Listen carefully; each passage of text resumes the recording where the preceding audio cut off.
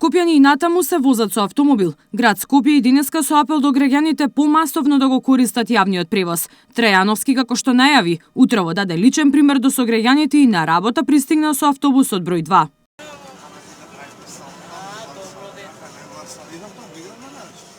Но и покрај препораките и бесплатниот превоз, метежот од автомобили по скопските улици не се намали. Ниту загадувањето не ја разбуди свеста кај граѓаните.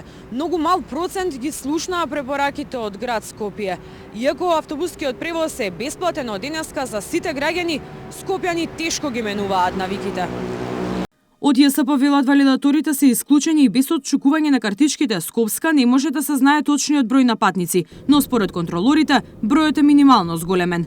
Дел од анкетираните постапиле совесно и се качиле во автобус, другите пак редовно го користат јавниот превоз и не се задоволни од денешната слика во градот. Кажа дека денеска не треба се возат автомобилите ради загадувањето и само поради тоа го оставив автомобилот и сега се возам со автобус.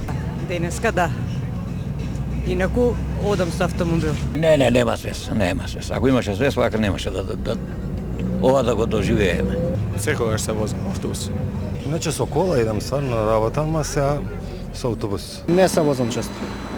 Ја послушав препораките на градот Скопје. Камионите на комунална хигиена под полна пареа почнаа со интензивно миење на улиците и булеварите, ке чистат и во текот на ноќта, а наредните денови градот ке прска со калциум, магнезиум ацетат. Бесплатниот превоз е една од идните мерки кои град Скопје ги презема за подобрување на состојбата во метрополата. Надлежните ги засили инспекцијските контроли на градилиштата и преработувачките капацитети.